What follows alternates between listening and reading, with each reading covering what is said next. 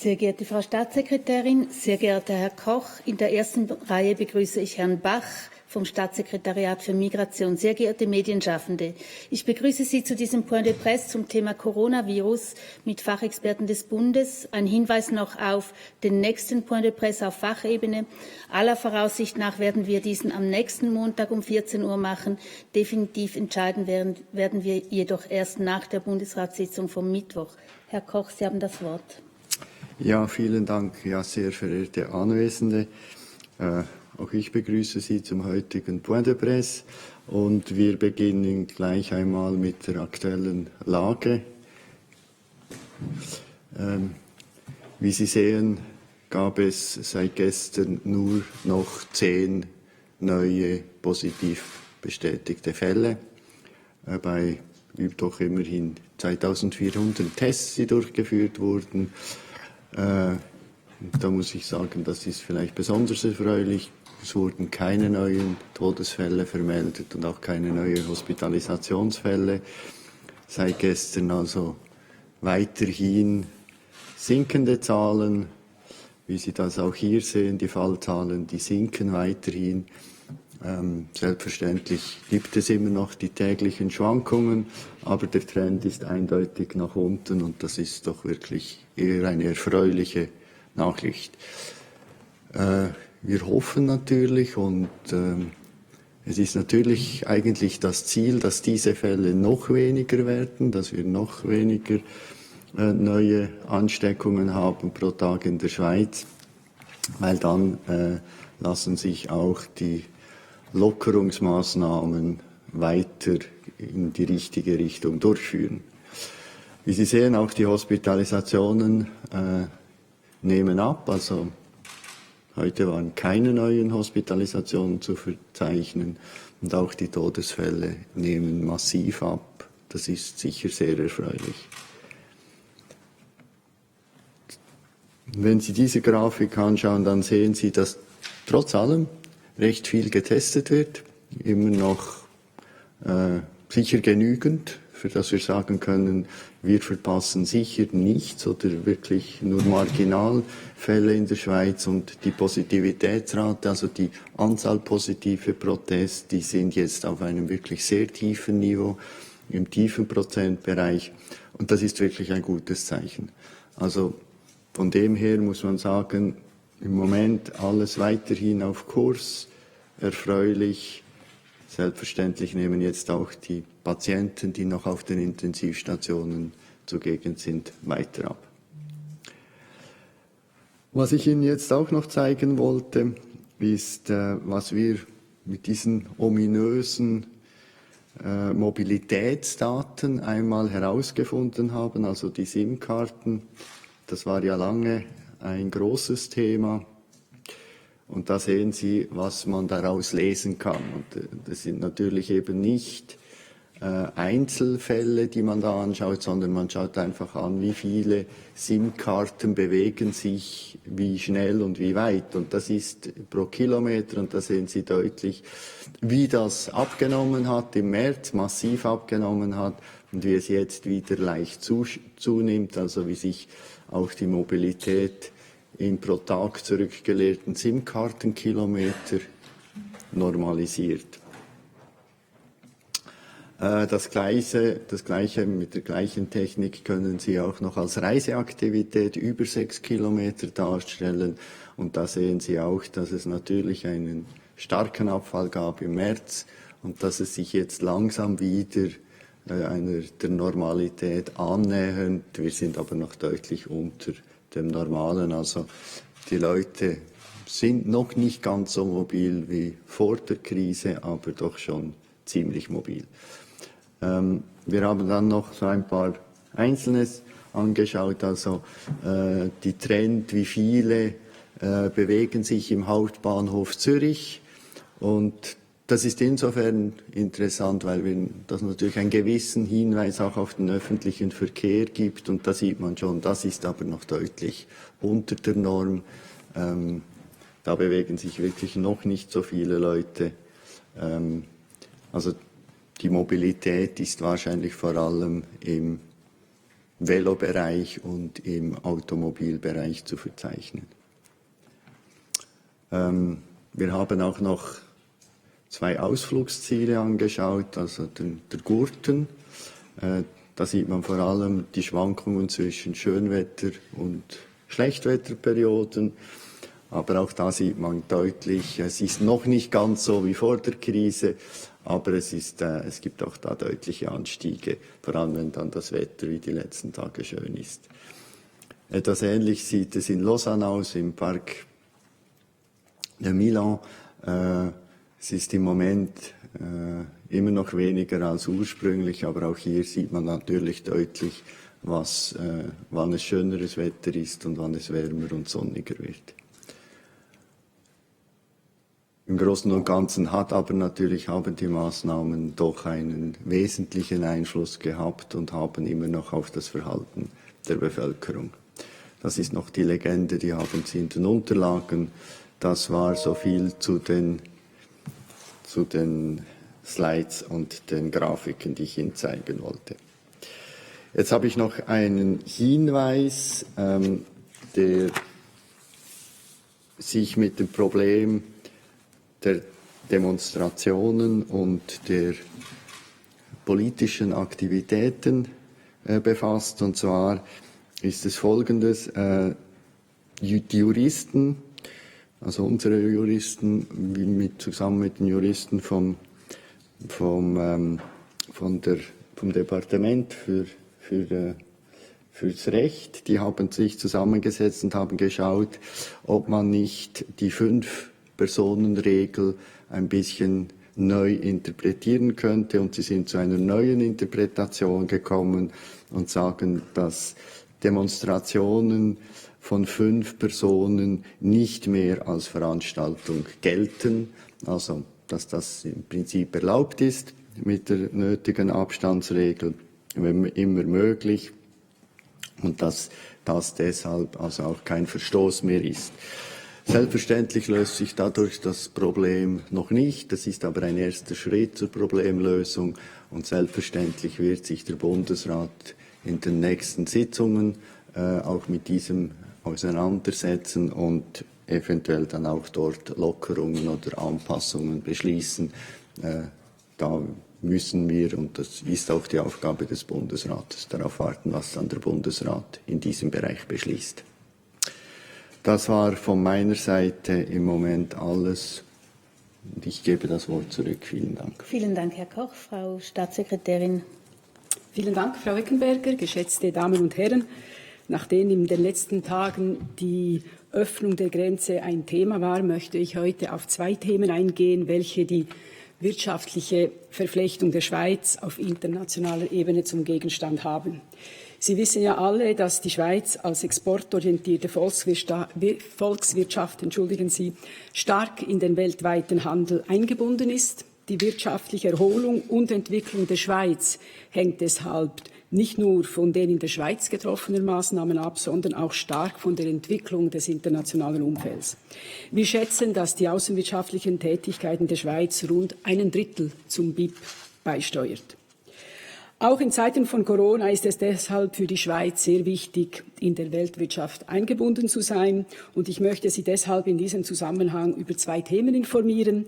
Das erste ist die aktuelle Lage im Bereich der Wertschöpfungsketten, namentlich für Schutzausrüstung und Medikamente. Und das zweite ist, wie wir uns in den letzten Wochen in den internationalen Foren einbringen konnten, um kurz-, aber auch längerfristig Entwicklungen zu beeinflussen.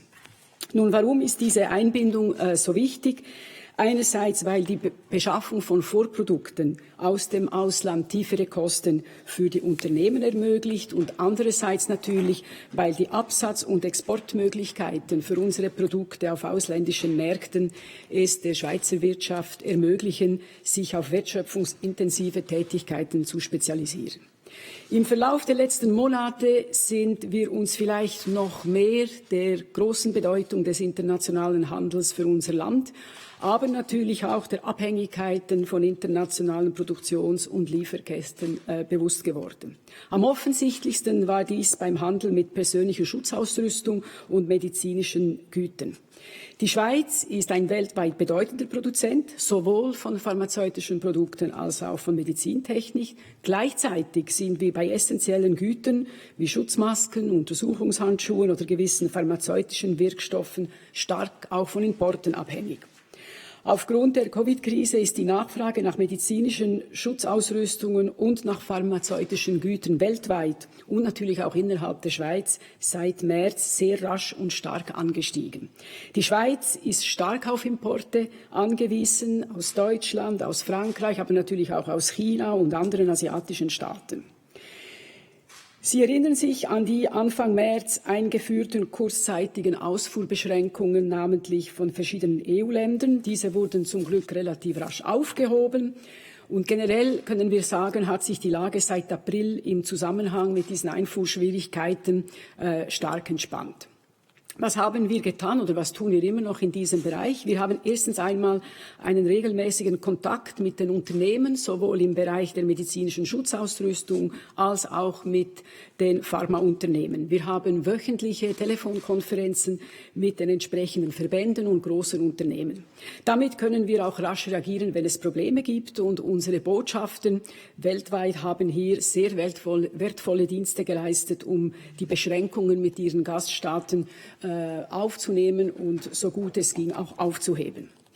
Die Rückmeldungen dieser Unternehmen heute lassen darauf schließen, dass aktuell kaum noch Schwierigkeiten beim Import oder in den Wertschöpfungsketten allgemein besteht. Allerdings muss man sagen, im Bereich der medizinischen Schutzausrüstung ist natürlich die Nachfrage immer noch größer als das Angebot. Und was auch etwas Sorge macht, ist die Organisation der Luftfracht. Die ist nach wie vor eine Herausforderung, namentlich die Kosten für diese Lufttransporte bleiben hoch. Zweitens haben wir dem Bundesrat, also wie das SECO, dem Bundesrat vorgeschlagen, die Einführung von medizinischen Versorgungsgütern zu erleichtern, namentlich die rasche Abwicklung des Warenverkehrs an der Grenze sicherzustellen und Zölle auf medizinische Versorgungsgüter vorübergehend auszusetzen. Wir prüfen weitere Maßnahmen, um die Versorgungssicherheit der Schweiz zu verbessern und gleichzeitig natürlich die Schweizer Exportwirtschaft zu unterstützen.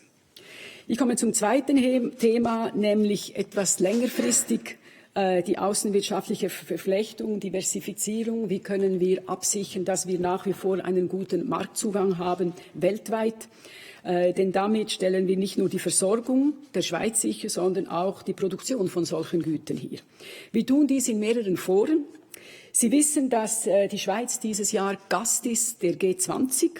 Und wir nutzen dieses Forum, um unsere Anliegen einzubringen. Die G20 hat unter saudischer Präsidentschaft schon 2 virtuelle Handelsministertreffen organisiert und hat dort auch kurzfristige Maßnahmen gegen die Covid-19-Pandemie verabschiedet. Beispielsweise gegen Bestimmungen oder Anliegen gegen Exportrestriktionen für die Landwirtschaftsprodukte oder erleichterte Zollabwicklung oder eine Verbesserung des Betriebs von Logistiknetzwerken. In diesen Diskussionen kamen auch längerfristige Maßnahmen zum Tragen, nämlich die Unterstützung allgemein des multilateralen Handelssystems, aber auch die Stärkung von globalen Lieferketten im Hinblick auf eine bessere Resilienz dieser Lieferketten und natürlich die Förderung von Investitionen.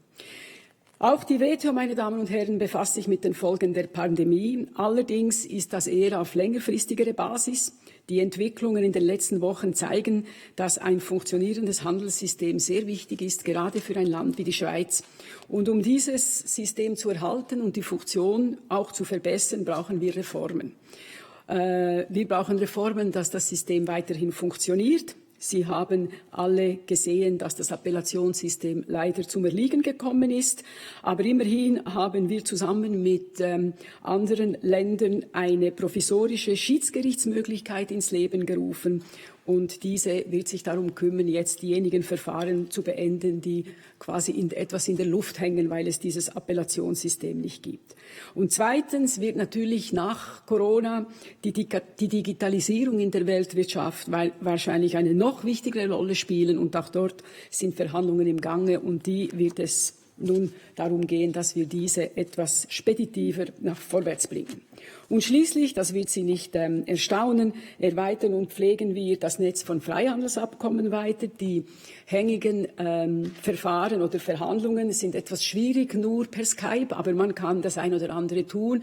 So die großen Diskussionen oder die schwierigen Themen, da müsste man einander treffen, das ist so, aber immerhin kann man diese Treffen entsprechend vorbereiten.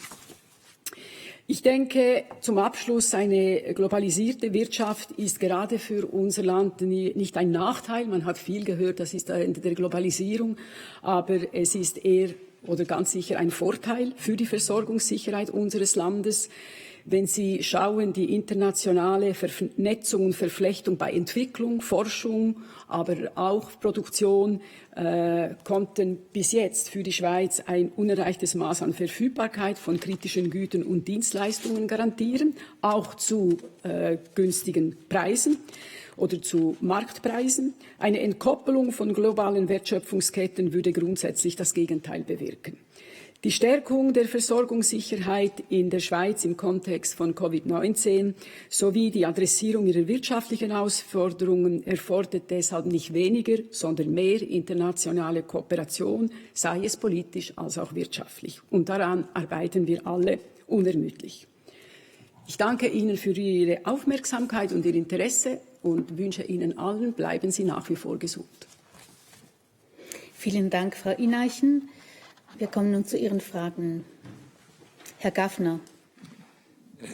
Ich habe eine Frage an Herrn Koch zum Schutz in der Gastronomie. Welche Bilanz ziehen Sie da eine Woche, nachdem jetzt die Wiedereröffnung der Restaurants erfolgte unter den bekannten Auflagen? Und wie gravierend ist das Fehlen von Gästedaten aus Sicht des BAG? Also wir wissen ja, Sie hätten diese Daten gern. Dann kam der Datenschutz und jetzt heißt es in den Restaurants, wie ich aus Zürich gehört habe, das führe man gar nicht. Ich habe heute auch noch die Gelegenheit gehabt zum Fragen. Dort, wo ich war, heißt es auch, das müsse man jetzt nicht mehr machen. Ich stelle mir vor, Sie hätten diese Daten aber gern wegen dem Tracing. Wie sieht das jetzt aus? Ja, vielen Dank für diese Frage. Also wir, das BAG oder die Behörden, brauchen diese Daten nicht und wir hätten sie auch nicht gerne. Diese Daten sind eigentlich für den Gastrobetrieb selber von größter Wichtigkeit, weil das Ziel im Moment ist es, möglichst, wenn ein Fall auftritt, herauszufinden, mit wem hatte dieser Fall nahen Kontakt. Und meistens ist es ja so, wenn 4 Freunde in ein Restaurant gehen, dann kennen sie sich. Wenn einer von ihnen erkrankt, ist es nicht so schwierig herauszufinden, wer die 3 anderen sind. Das wird er uns wahrscheinlich sagen oder den Behörden sagen. Und damit werden die bereits gefunden. Und wenn er dann noch in etwa weiß, in welchem Restaurant er war und bei welchem Kellner er bedient wurde, dann hätte man auch noch diese Person gefunden. Wenn jetzt aber der Kellner erkrankt oder sonst ein Personal erkrankt, das mit weniger als 2 Meter Abstand die Gäste bedient hat, und das ist notgedrungen so, weil sie die Suppe ja nicht hinwerfen können über 2 Meter, dann weiß eigentlich der Gastrobetrieb nicht, wer jetzt an diesem Tisch ist, wenn er sich das nicht irgendwo aufgeschrieben hat an dem Tag. Vielleicht kennt er die Gäste, aber weiß nicht mehr, ob das jetzt Montag, Dienstag oder Mittwoch war. Und wenn man dann ausrufen muss, in diesem und diesem Betrieb, an diesem und diesem Tag, es müssten alle Gäste sich melden, weil es könnte sein, dass, denke ich, ist das nicht sehr erfreulich, weder für den Gastrobetrieb noch für alle anderen. Und deshalb, es ist eigentlich im Interesse des Betriebes und nur er behält ja diese Daten. Er soll sie dann auch nach 14 Tagen löschen oder zerstören. es ist wichtig, dass er das weiß, weil dann kann er die Fälle zurückverfolgen, dann weiß man, okay, der Keller hat an diesem Tag die und die Personen bedient und die Personen sind jetzt gefährdet, dass sie vielleicht über das Virus bekommen haben. Und deshalb denke ich, muss man sich wirklich ganz gut überlegen, wenn man einfach sagt, nein, machen wir nicht. Es könnte dann zum eigenen Schaden sein. Und es ist wirklich im Interesse der Gastrobetriebe, dass sie wissen, wer sind ihre Gäste, an welchem Tag waren ihre Gäste, an welchem Tisch, von wem wurden sie bedient, dass wenn wirklich einmal etwas geschehen würde, dass man dann auch diese Leute wieder auffinden könnte. Herr Vincenz. Ich habe auch eine Frage an Herrn Koch zum Thema Gastro. Man hat Bilder gesehen, beispielsweise aus Basel vom Wochenende, wo Menschen vor und um Bars ganz eng miteinander gefeiert haben. Was denken Sie, wenn Sie solche Bilder sehen? Ja, ich glaube, da kann ich gerade anschließen an was ich jetzt erklärt habe. Das ist eigentlich einfach ein großes Risiko, sowohl für die Leute, die das machen, wie auch für die Betreiber der Bars, wie auch für die Ortschaften, weil wenn es dort Fälle gibt und man nicht herausfinden kann, wer jetzt dort ist, dann muss man eigentlich alle aufrufen, die sich dort aufgehalten haben. Und es gibt ja ein unglückliches Beispiel aus Südkorea, wo genau das geschehen ist. Ein einziger Fall hat ausgelöst, dass man 1500 Kontakte gesucht hat. Also das ist sicher nicht das, was anzustreben ist, und es ist im Interesse von niemandem. Und deshalb ist es eigentlich eine Aufforderung an alle, solches zu vermeiden, weil es ist unnötig, es ist ein unnötiges Risiko, und wenn es unglücklicherweise dann wirklich zu einem Fall kommt, wird es mehreren sehr wehtun. Schlimmstenfalls müsste man dann einen solchen Ort schließen vorübergehend, wenn sich das wiederholt und man sieht, das ist jetzt der Herd, wo Übertragungen vorkommen. Und deshalb, es ist wirklich im Interesse aller, solches zu vermeiden. Wer müsste das tun, eben einen solchen Ort schließen? Die lokalen Behörden, oder wer würde das machen? Am Schluss wären das sicher die lokalen Behörden. Bitte. Ich hätte zwei Fragen an Herrn Koch. Ich stelle sie hintereinander. Zuerst mal folgende Frage. Es gab ein gewisses Unverständnis oder eine gewisse Verwirrung in Bezug auf das Ausgehen, auf die Distanzregeln, auf diese Beschränkung auf 5 Personen. Man sieht, dass immer mehr Leute zum Beispiel an die Seeufer gehen oder in die Parks gehen. Zum Beispiel auch die Frage, darf ein Paar weniger als 2 Meter voneinander entfernt sein oder auch eine Familie? Könnten Sie vielleicht noch einmal wirklich ganz klar und deutlich erklären, was heute akzeptabel ist und was nicht, was eben die körperliche Distanz angeht, also die Abstandsregel für Mitglieder einer Familie oder eben für Leute, die nicht zu einer Familie gehören? Also das ist wirklich ganz klar. Was jetzt gilt, ist, dass 5 Personen das Maximum ist. Also mehr als 5 Personen, die nicht zur selben Familie gehören, sollten nicht zusammen irgendwo sich treffen. Und sie müssten auch diese 2 Meter Abstandsregel einhalten. Leute, die zusammen wohnen, also Familien, die zusammen wohnen, die müssen natürlich nicht im Park nachher sich trennen, weil sie mehr als zu 5 sind. Das macht ja keinen Sinn. Also muss man diese Regel auch vernünftig umsetzen.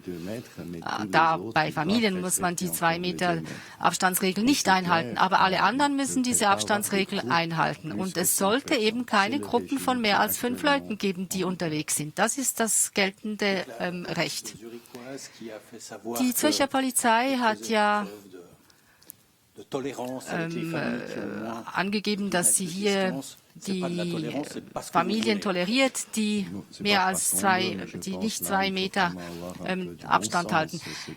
Dann ist das eigentlich keine Toleranz, sondern das ist das, was gilt. Ja, wenn zwei Menschen zusammen leben und dann zusammen ausgehen, müssen sie ja nicht 2 Meter Abstand halten. Das wäre ja seltsam. Also wir versuchen schon seltsame Dinge eben nicht vorzuschreiben. Jetzt die zweite Frage.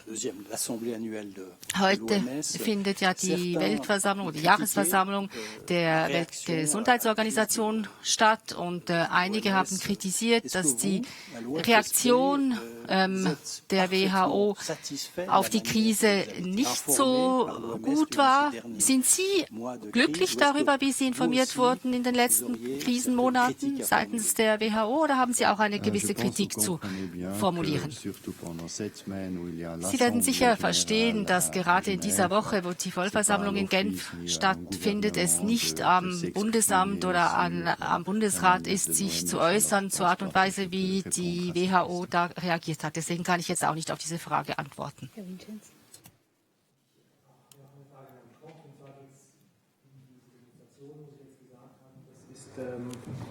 Wird jetzt so ausgelegt, dass es zulässig ist. Genau. Jetzt ist aber, liegt es in der Natur dieser Demonstration. Eine erste Frage, warum hat man jetzt diese Auslegung gemacht? Was war der Anlass? Das ist ein erster Schritt hin, das wird als Problem und ist als Problem erkannt worden, dass das Manifestieren von politischen Rechten ein Grundrecht ist und dass das jetzt sehr eingeschränkt ist. Deshalb hat man diesen ersten Schritt gemacht und es werden mit Sicherheit in diesem Bereich weitere Schritte durch den Bundesrat beschlossen.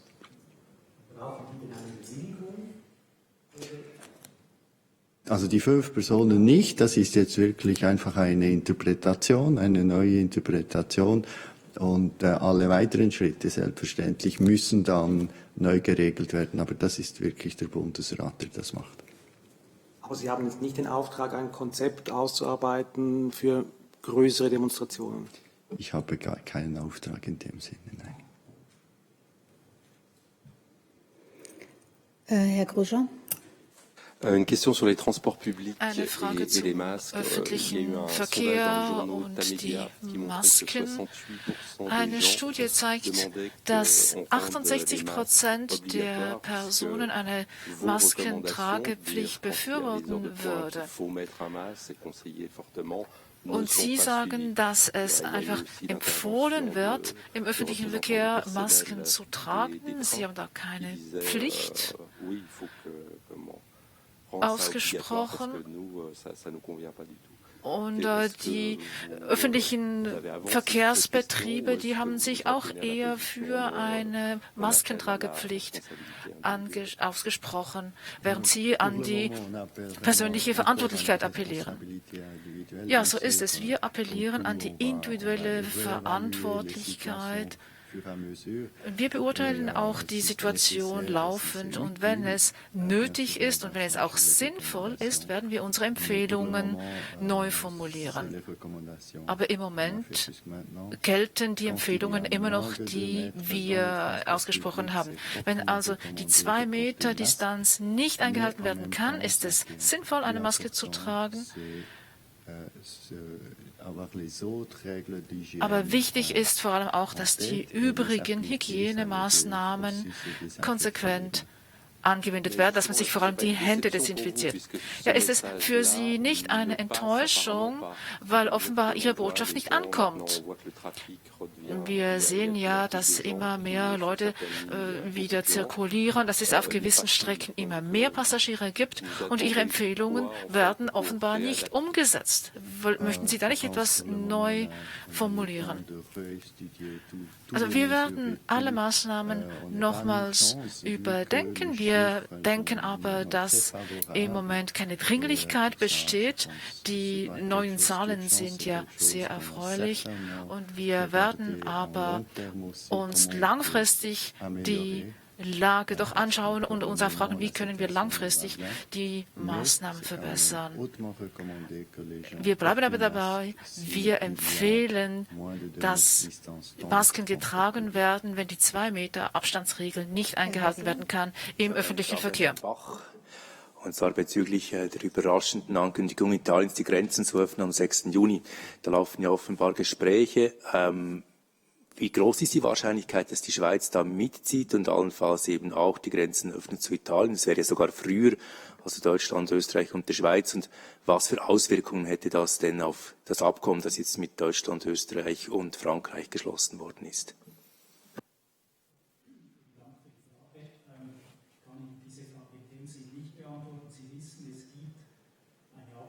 Zwischen der Schweiz, Frankreich, Österreich und Deutschland. Hier. Entschuldigung, also ich fange nochmals an. Ich kann die Frage in dem Sinne heute nicht beantworten. Sie wissen, es gibt eine Absprache zwischen der Schweiz, Deutschland, Österreich und Frankreich, die Grenzen, wenn möglich, am 15. Juni wieder zu öffnen, also zum Normalzustand zurückzukehren, sofern es die pandemische Entwicklung zulässt. Diese Ankündigung von Italien am 3. Juni wieder zu öffnen, die wurde am Freitag, in der Nacht von Freitag auf Samstag gefällt. Wir haben die so zur Kenntnis genommen und es finden jetzt diese Woche bilaterale Gespräche statt zwischen der Schweiz und Italien auf Ebene Staatssekretär, auf Ebene auch Innenminister bzw. Innenministerinnen. Und dann werden wir sehen, was dabei herauskommt. Es ist klar, das Ziel ist, möglichst koordiniert vorzugehen, Lockerungen möglichst koordiniert vorzunehmen, nicht nur jetzt mit Italien, sondern auch mit den anderen Nachbarländern. Aber es gilt hier auch selbstverständlich noch die Grenzkantone mit einzubeziehen, insbesondere Tessin, das ja sehr betroffen wäre von einer Grenzöffnung. Und als letzter Satz, Frau Bundesrätin Keller-Sutter hat auch gesagt, wir sind autonom darin, darüber zu entscheiden, ob wir die Grenze zwischen Italien und der Schweiz gleichzeitig öffnen oder nicht. Das wird das EOPD zu gegebener Zeit entscheiden. Herr Serena. Ja, vielleicht eine Nachfrage für Herr Bach. Das bedeutet, dass wäre es möglich, dass am 3. Juni die Grenzen mit Italien unilateral geöffnet werden. Also das bedeutet, dass die Schweizer Bürger könnten nach Italien fahren und nicht das Gegenteil. Italien ist frei darüber zu entscheiden, inwiefern sie ihre Einreisebeschränkungen aufheben. Sie sind auch frei darin, die Einreisebeschränkungen ganz aufzuheben. Insofern ist es denkbar, ja, dass die Schweizerinnen und Schweizer nach Italien reisen können am 3. Juni. Herr Vincenz. Auch eine Nachfrage vielleicht an Herrn Bach oder auch an Herrn Koch. Was würde das bedeuten? Also wenn Schweizer ab dem 3. Juni nach Italien reisen könnten, die müssten ja dann auch wieder zurückkommen können. Überlegt man sich da schon, was man da für Maßnahmen ergreifen muss, damit man eben verhindern kann, dass diese Krankheit oder Ansteckungen passieren auf diese Weise? Ja, selbstverständlich werden solche Überlegungen angestellt. Im Moment ist immer noch das Regime, dass wir die Leute vor allem an der Grenze informieren, auch mit Flyer informieren. Das würden wir sicher als Notfallmaßnahme sicher sofort wieder machen. Ob es dann weitergehende Maßnahmen gibt an den Grenzen, auch für die Zukunft, das kann man jetzt noch nicht sagen. Das ist in Erarbeitung. Aber das ist eines der Probleme, dass man in den nächsten Wochen und Monaten sicher gut studieren muss, wie wir mit unseren Grenzen umgehen. Sie haben eine Nachfrage. Genau. Was für Maßnahmen wären da möglich? Quarantäne zum Beispiel?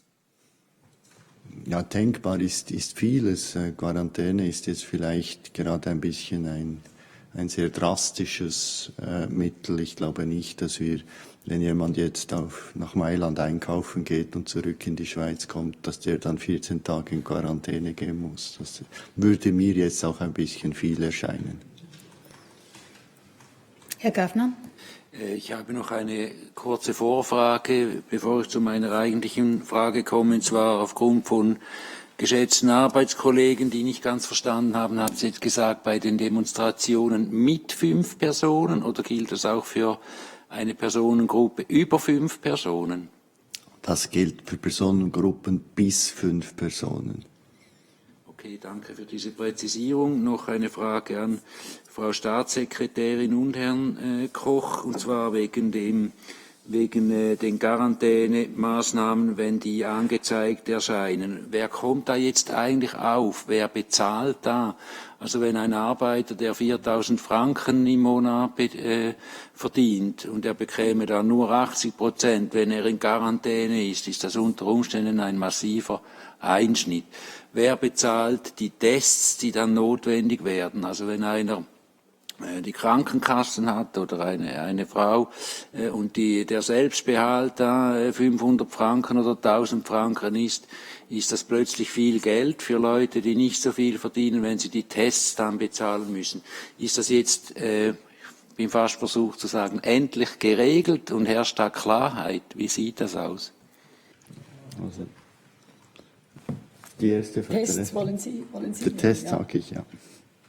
Also für die Tests, erstens ist es so, wenn Sie jemanden in Quarantäne schicken, dann muss er nicht getestet werden, sondern er muss in Quarantäne, er muss schauen, ob er Symptome bekommt.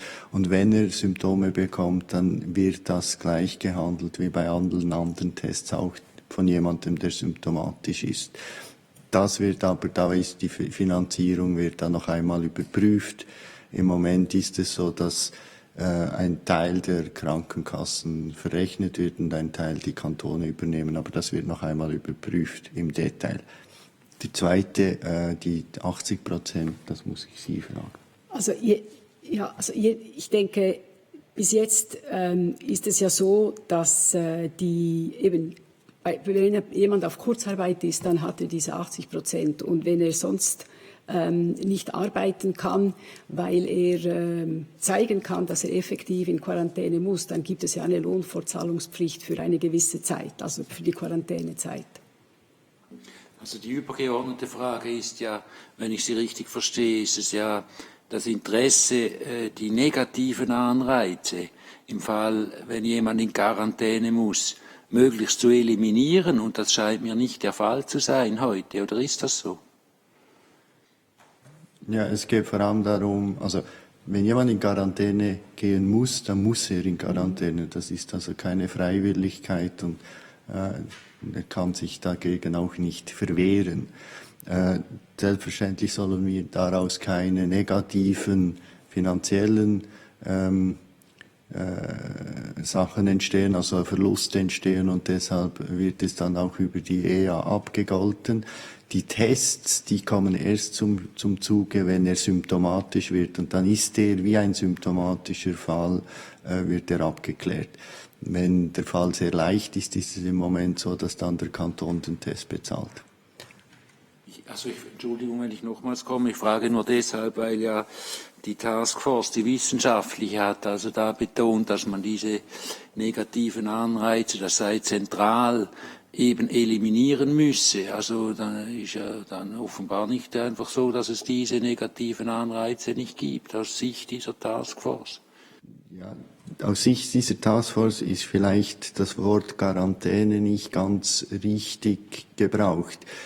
Wo wir keine negativen Anreize wollen, ist bei allen, die Symptome zeigen und die sich testen lassen sollen.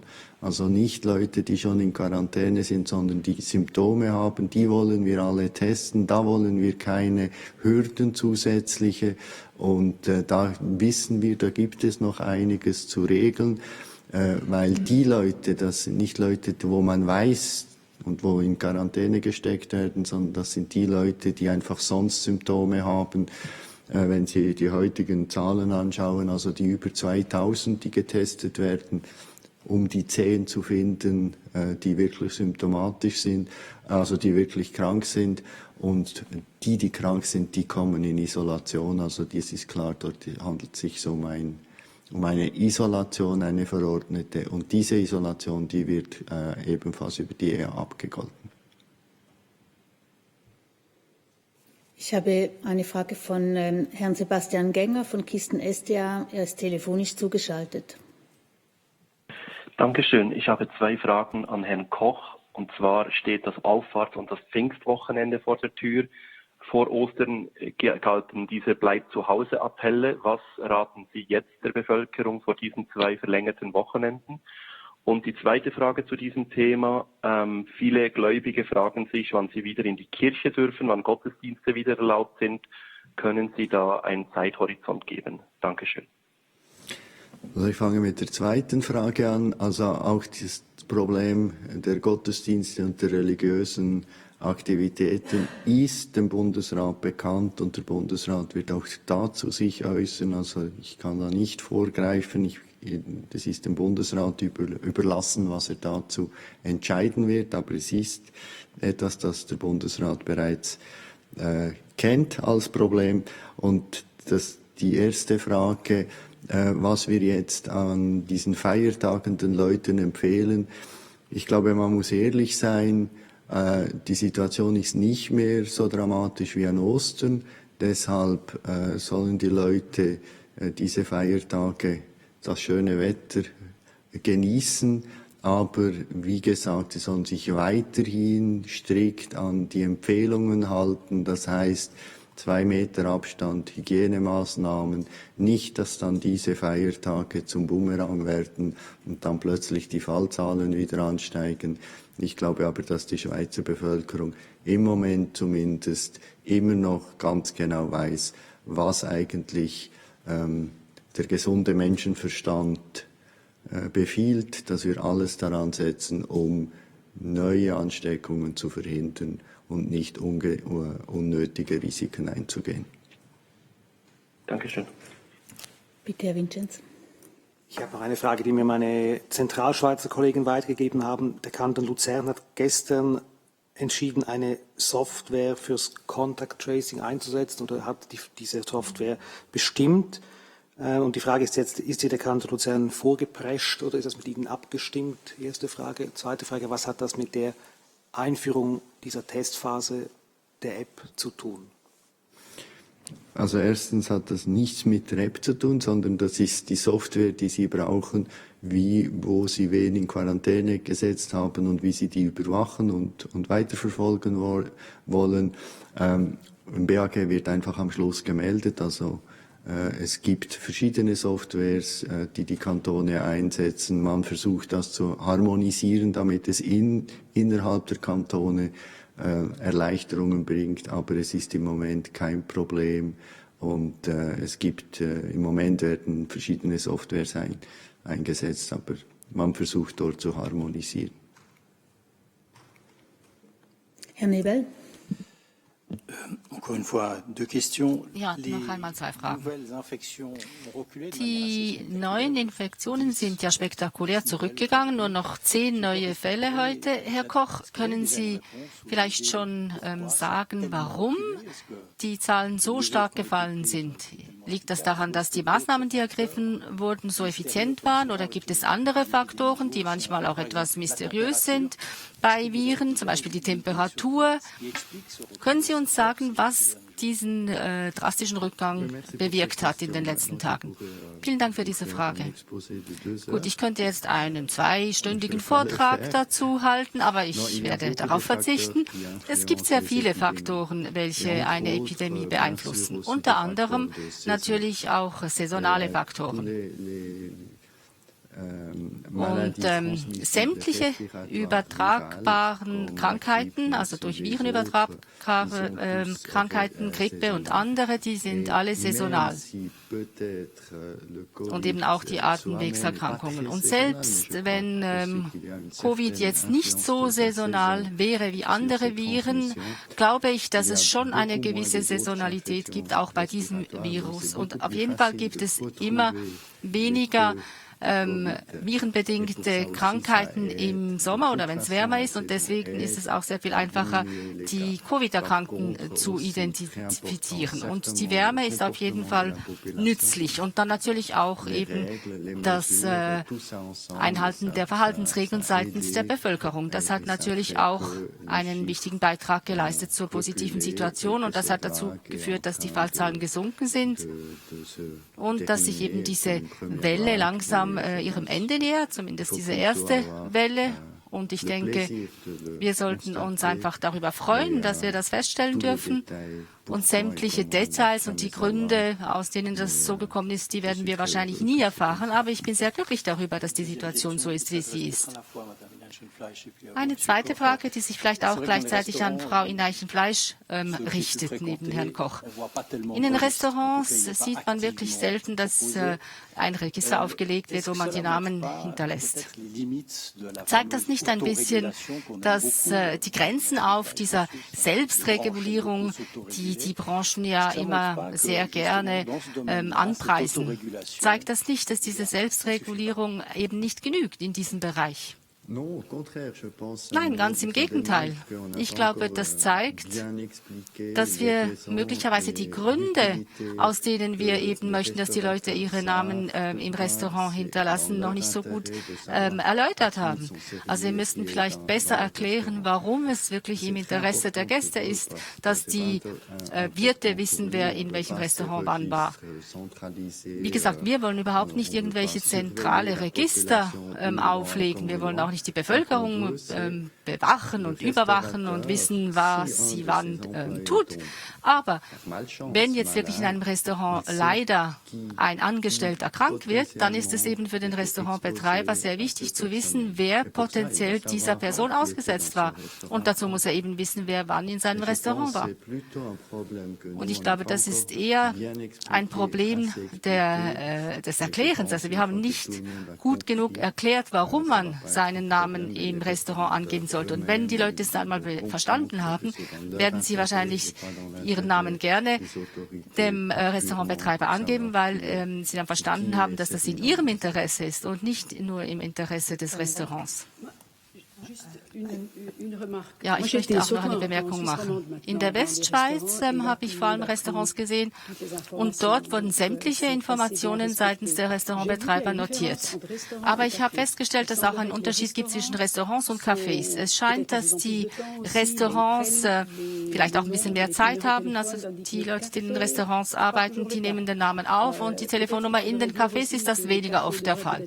Und man sollte vielleicht wiederholen, dass auch in einem Café, sogar wenn man nur einen Kaffee trinkt, es gut wäre, seinen Namen eben zu hinterlassen, weil bisher hatte man vielleicht das Gefühl, das gilt vor allem für die Restaurants. Aber meine Erfahrung ist, dass zumindest in der Westschweiz tatsächlich diese Angaben gemacht werden und dass man nicht lange nachfragen muss, bis die Leute ihre Angaben eben angeben. Ja, wieder einmal eine grundsätzliche Frage. Also jetzt sind die Zahlen tief. Wir waren länger ziemlich sehr stark eingeschränkt. Jetzt sind wir etwas weniger eingeschränkt. Welche Strategie verfolgen Sie aktuell? Geht es darum, so mehr oder weniger eingeschränkt, mehr oder weniger gut oder schlecht oder recht über die Runden zu kommen, bis eine Impfung vorliegt oder ein Medikament? Oder was für eine Strategie? Herdenimmunität ist es ja nicht. Also wie lautet die Strategie? Ja, das stimmt. Also die Herdenimmunität ist es nicht. Die Zahlen, wie viele Leute sich angesteckt haben, auch die es nicht gemerkt haben, die sind viel zu tief. Die sind maximal um die 10% herum. Also das wird nicht reichen für die Herdenimmunität. Deshalb wird es Not oder Übel die Strategie sein, möglichst lange und möglichst gut alle Angesteckten zu finden, die zu isolieren und die Kontakte in Quarantäne zu tun. Und je besser das gelingt, umso besser ist die Chance, dass man mehr und mehr lockern kann. Aber ich glaube, der Maßstab, bis ein Impfstoff kommt, und das kann wirklich noch eine Weile dauern, ist wirklich diese Containment-Strategie, wie sie heißt, also diese Strategie, alle Fälle zu entdecken, früh zu entdecken und die Kontaktpersonen in Quarantäne zu tun. Und das erlaubt dann, und das muss man sehen, wenn man das schön durchzieht, erlaubt das dann doch sehr viele Freiheiten. Herr Vincenz? Ich weiß nicht, Herr Koch, vielleicht haben Sie das letzte Woche schon gesagt, aber heute, glaube ich, ist es 3 Wochen her seit dem ersten Lockerungsschritt. Man kann sagen, aufgrund der Zahlen, kann man jetzt sagen, es ist geglückt. Ja, es ist noch nicht zu früh. Ja. Es ist sicher zu früh, jetzt eine Schlussbilanz zu ziehen, aber es ist sicher nicht zu früh zu sagen, es läuft wirklich sehr gut in die gute Richtung und die Schweizer Bevölkerung hat gezeigt, dass sie diszipliniert begriffen hat, um was es geht, weil selbstverständlich ist das Verhalten der Bevölkerung immer der ausschlaggebende Faktor, um die Übertragung des Virus einzudämmen. Und im Moment sehen wir, das ist stark eingedämmt, es hat nicht mehr so viele Ansteckungen. Herr Grosjean. Une question à Madame Inaichen. Eine Frage an Frau Inaichen. Ich bin etwas erstaunt zu dem, was Sie gesagt haben zur internationalen Zusammenarbeit und zur Versorgungssicherheit. Man weiß ja, dass am Anfang sehr viele nationale Interessen geltend gemacht wurden. Sie haben gesagt, dass man gewisse Güter günstig einkaufen konnte. Dann haben Sie sich korrigiert. Nein, wir haben sie zum Marktpreis eingekauft. Aber die Preise sind doch höher als in normalen Zeiten. Ich komme nun zu meiner Frage. Wenn in Zukunft wieder eine Epidemie ausbrechen sollte und alle medizinisches Material haben wollen, wie lautet da die Strategie der Schweiz? Werden wir einen Teil der Produktion hier in die Schweiz verlagern? Oder werden wir mit anderen Ländern Abkommen schließen, die dann für uns produzieren und auch im Krisenfall uns beliefern werden? Das habe ich noch nicht richtig verstanden. Ja, vielen Dank für Ihre Frage. Die Probleme, die wir am Anfang gehabt haben, die konnten wir lösen dank einer guten Zusammenarbeit. Wir haben mit den zuständigen Ministern telefoniert, wir waren im Kontakt mit den zuständigen Botschaften und konnten so die Probleme regeln. Es gab aber auch einen gewissen Missbrauch, das muss ich zugeben. Die kantonalen und kommunalen Behörden haben gemacht, was gemacht werden musste. Aber das sind wirklich Ausnahmefälle. Was die Zukunft angeht, ja, gute Frage. Wie werden wir in Zukunft vorgehen? Ich denke, dass es wichtig ist, dass wir in der Schweiz einen ausreichenden Lagerbestand haben von diesen medizinischen Versorgungsgütern. Der Bundesrat hat bereits darüber diskutiert und im Wirtschaftsdepartement sind wir auch daran, eine Zukunftsstrategie zu erarbeiten. Und das betraf ja nicht nur die Schweiz, auf der ganzen Welt fehlten Masken und Schutzanzüge. Diese Wertschöpfungsketten, die heute bestehen, ja, werden die so bleiben oder werden die sich in Zukunft verändern? Das ist eine zweite Frage, die sich stellt. Wir müssen vielleicht unsere Versorgungsketten besser diversifizieren. Das heißt vor allem auch im Pharmabereich. Unsere Pharmaunternehmen geben zu, dass sie sehr stark abhängig sind von ein paar wenigen, vor allem asiatischen Ländern. Und der Preis spielt natürlich auch eine große Rolle. Deshalb ist es nicht so einfach, die ganze Wertschöpfungskette neu umzugestalten. Und die Unternehmen, die pharmazeutische Produkte herstellen, die teurer sind, weil noch Patente darauf bestehen, die sind sie natürlich auch vor Schwierigkeiten gestellt. Also alles hängt von der Art der Industrie, von der Art der Produkte ab. Aber ich denke, dass es in Zukunft in der Tat eine gewisse Umstrukturierung der Versorgungsketten geben wird, dass vielleicht eher europäisch produziert wird und nicht mehr asiatisch. Alles hängt natürlich auch davon ab, wie sich die Unternehmen positionieren möchten. Und wie Sie wissen, ist der Preis natürlich ausschlaggebend, vor allem für die Generika. Die Unternehmen müssen sich ebenfalls gut vorbereiten auf eine zukünftige Pandemie, von der ich hoffe, dass sie nie eintreten wird. Aber wie Herr Koch weiß, müssen wir mit diesen Gefahren leben und uns darauf vorbereiten. Ich weiß nicht, ob ich Ihre Frage beantwortet habe. Ich nehme eine telefonische Anfrage von Nicolas Bär, Radio 24, entgegen. Ja, guten Tag. Ich habe eine Frage an Herrn Koch nochmals zu den Paaren. Da hat es Verwirrung gegeben. Sie haben die Frage schon beantwortet vorhin auf Französisch. Ich bitte Sie, das noch auf Deutsch zu tun für die Radio- und TV-Konsumenten in der Deutschschweiz. Ja, die Frage ist, ob Leute, die im gleichen Haushalt, also in der gleichen Familie leben, wenn die nach draußen in einen Park gehen, ob jetzt die 2 Meter Distanz halten müssen. Und da habe ich gesagt, nein, da darf man sehr wohl den gesunden Menschenverstand walten lassen. Also Familien dürfen selbstverständlich auch im Freien näher beieinander sein. Was nicht geht, ist, was wirklich im Moment noch die Regel ist, dass Leute, die 5 Personen sich spontan treffen, die dürfen nicht die 2 Meter unterschreiten, die sollen den Abstand weiterhin einhalten. Und selbstverständlich größere Gruppierungen sind nicht erlaubt.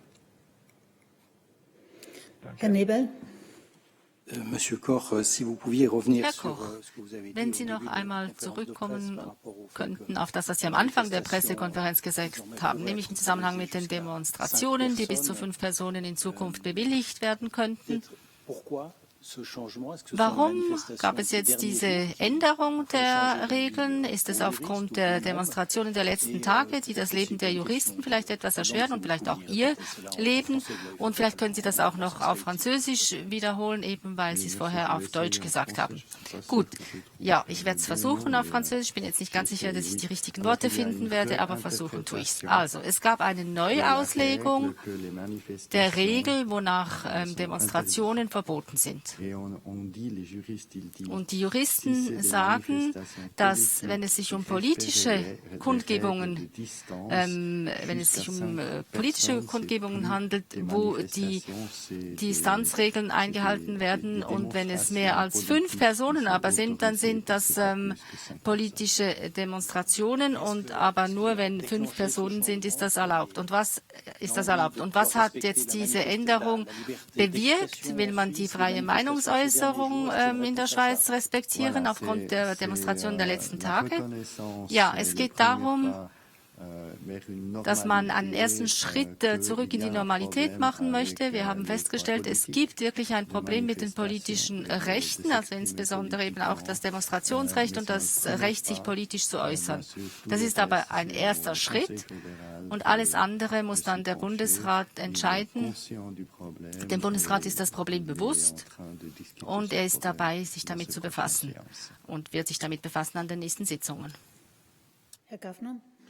Ich habe da auch noch eine Nachfrage. Es fand ja letzte Woche dieser Klimaalarm statt. Ich bin da schauen gegangen. Klimajugendliche haben demonstriert beim Ziehglocke. Das waren mehr als 5, vielleicht waren es 10. Aber mit einem Abstand von mindestens 5 Metern. Von Frau zu Mann, von Mann zu Frau, die haben ein Transparent hochgehalten, einen Karton. Sie wollten ihrem politischen Anliegen Nachachtung verschaffen. Jetzt wurden die offenbar aufgeschrieben und sie werden verzeigt. Und da kann man sich natürlich schon fragen, in was für einem Staat leben wir mittlerweile? Können Sie, Herr Koch, wenigstens sagen, dass das epidemiologisch, was die Ansteckung anbelangt, keine Rolle spielt, wenn da 10 Leute im Abstand von 5 Meter rund um den Ziehglocke stehen? Oder besteht da eine Gefahr? Ja, ich glaube nicht, dass es sich da um ein epidemiologisches Problem handelt, sondern wirklich ein Problem der Grundrechte und des Demonstrationsrechts. Und es ist klar, wenn in einer außerordentlichen Situation, und das sind wir noch, eine Regel gilt, dann gilt sie für alle. Wie alle Regeln braucht es auch Interpretation der Regeln und die Interpretation, die hat man jetzt etwas geändert, indem man sagt, okay, bis 5 Personen ist das okay, aber die generelle Regel, mehr als 5 Personen ist nicht erlaubt, die gilt weiterhin. Die Problematik, dass es in jeder außerordentlichen Lage zu Einschränkungen der Grundrechte kommt, ist absolut gegeben, sonst braucht es nicht die außerordentliche Lage. Und der Bundesrat ist sich dieser Problematik sehr bewusst und wird mit Sicherheit in den nächsten Sitzungen dieses Problem angehen. Frau Nowak? Ja, ich würde gern noch mal darauf zurückkommen, was Sie vorhin gesagt haben, also dass Sie versuchen, möglichst die Zahl der Neuansteckungen möglichst tief zu halten, also möglichst durchzuhalten, bis eine Impfung, ein Impfstoff vorliegt. Wie hoch schätzen Sie denn die Wahrscheinlichkeit ein, dass ein solcher Impfstoff tatsächlich innerhalb nützlicher Frist in einem, vielleicht 1,5 oder 2 Jahren vorliegt? Weil wenn man schaut, andere Erkrankungen, bei der Grippe haben wir bis heute keinen wirklich guten, nützlichen Impfstoff. Andere virale Erkrankungen, AIDS ist, glaube ich, meines Wissens auch nichts vorhanden. Also wie hoch schätzen Sie die Wahrscheinlichkeit ein? Es ist eine sehr schwierige Frage, weil man diese Wahrscheinlichkeit eben nicht richtig berechnen kann. Ich bin ziemlich überzeugt, dass früher oder später ein Impfstoff zur Verfügung stehen wird. Es ist auch so, dass in diesem Fall natürlich die Forschung weltweit und auch die Ressourcen weltweit nicht vergleichbar sind wie mit Normalsituationen. Also von dem her kann man schon davon ausgehen, dass dort alles getan wird, um einen solchen Impfstoff zu entwickeln und dann auch so zu produzieren, dass genügend vorhanden ist. Es ist aber auch bekannt, dass das eine gewisse Zeit dauert, also für wahrscheinlich mindestens 1 Jahr, wenn nicht etwas mehr. Und deshalb ist es eigentlich so oder so sehr wichtig, dass wir Strategien haben, bis wir eine endgültige oder eine bessere Lösung finden. Und im Moment ist klar für die Schweiz, die Strategie ist, möglichst das Containment so gut durchzuführen, dass wir sehr wenig Fälle haben. Und wenn uns das gelingt, dann werden wir auch schwierigere klimatische Zeiten, wo viel mehr respiratorische Viren zirkulieren, überstehen können. Ja, Herr Vincenz.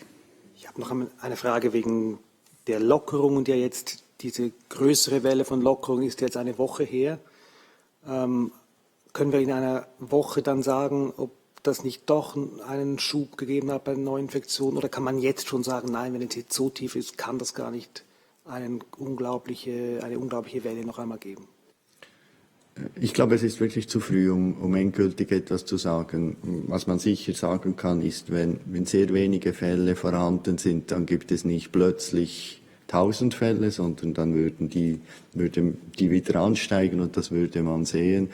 Aber ich glaube, es ist zu früh, auch noch in einer Woche. Es wird sicher noch 2-3 Wochen brauchen, um zu sehen, dass sich der jetzige Trend konsolidiert. Es gibt aber keine Hinweise, dass dem nicht so sein sollte. Gibt es noch eine letzte Frage? Herr Gaffner? Ja, und zwar eine Leserfrage, obwohl ich weiß, dass es auch schon thematisiert wurde. Und zwar lautet die Frage diesmal nicht, was richtig sei, ob 1 Meter je nach Nachbarland, 1,50 Meter oder eben die 2 Meter, die bei uns gelten, sondern weshalb das so ist. Wie kann es sein, dass Österreich auf diese Abstandszahl kommt, Deutschland auf diese und wir auf die 2 Meter, wie es dazu gekommen sei? Das ist eine gute Frage. Das ist bei allen solchen Ereignissen immer ganz zu Beginn, wo das geschieht. Und die Schweiz hat zu Beginn gesagt, uns erscheinen 2 Meter logischer als 1 Meter. Und deshalb hat man sich auf die 2 Meter geeinigt in der Schweiz und hat das auch beibehalten.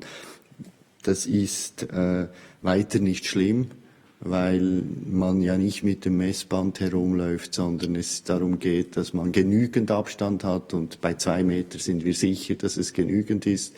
Bei 1 Meter ist es doch schon sehr nach und da kann man sich schon relativ schnell einmal berühren. Und deshalb würde ich sagen, die 2 Meter sind durchaus sinnvoll. Es ist ja auch so, dass wir nicht gleich schnell fahren in allen Ländern. Also in der Schweiz auf der Autobahn fahren wir auch nicht gleich schnell wie in Deutschland. Also solche Unterschiede existieren und ich glaube, sie gehören zum Leben. Gibt es noch eine allerletzte Frage? Herr Nebel? Eine Frage an Frau Inait-Flasch. Der Arbeitslosenversicherung geht es nicht sehr gut. Man sagt, dass sie nochmals 14 Milliarden braucht. Die Schulden häufen sich an. Und im Moment geht es ja darum, dass der Bund neues Geld in die AV oder Arbeitslosenversicherung einschießen soll. Wie soll das dann wieder, die Schuld wieder getilgt werden? Wie sieht es aus mit der Schuldenbremse? Ist sie immer noch in Kraft? Oder sollte man mit dieser Coronavirus-bedingten Verschuldung anders umgehen, vielleicht eine längere Tilgungsfrist vorsehen, aus anderen Quellen? Wie sehen Sie das? Was empfehlen Sie? Ja, vielen Dank für diese schwierige Frage. Wir machen uns auch Gedanken darüber. Wir verfolgen verschiedene Lösungsansätze, aber das ist insbesondere das Finanzdepartement, das sich mit solchen Fragen befasst, wie sich das Budget des Bundes in den nächsten Jahren entwickeln will. Und das hat natürlich auch einen Einfluss auf die zukünftige Konjunktur. Dann auch die Frage, wie wird sichergestellt, dass die Arbeitslosenversicherung auch in Zukunft noch die Entschädigungen auszahlen kann, dass sie auch in Zukunft noch ihre Funktion erfüllen kann. Diesbezüglich wird dem Bundesrat ein Vorschlag unterbreitet und Sie werden dann informiert werden. Die Schuldenbremse ist etwas Gutes, vor allem in Rezessionszeiten, wo man etwas keynesianischer vorgehen sollte. Und das hat natürlich schon eine gewisse Bedeutung. Und man sollte wissen, ob man diese Schuldenbremse jetzt einhalten muss oder nicht, insbesondere auch in konjunktureller Hinsicht. Also vor allem für schwierige Zeiten ist diese Schuldenbremse auch gedacht. Es ist ja auch so, dass diese Schuldenbremse auch vorsieht, dass man insbesondere in schwierigen Zeiten sich höher verschulden kann. Aber wie genau das langfristig dann vor sich gehen will, diese Frage muss der Bundesrat beantworten. Wenn keine Fragen mehr sind, dann beschließen wir hier die Pressekonferenz. Wir wünschen Ihnen eine schöne Woche und bedanken uns für Ihr Kommen. Adi miteinander.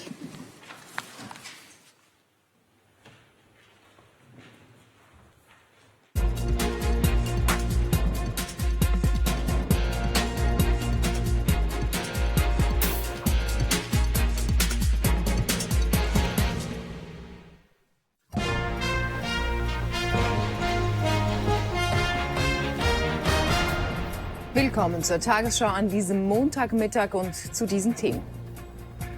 Virtuelle Krisensitzung. Die Weltgesundheitsorganisation WHO steht an ihrer heutigen Jahreskonferenz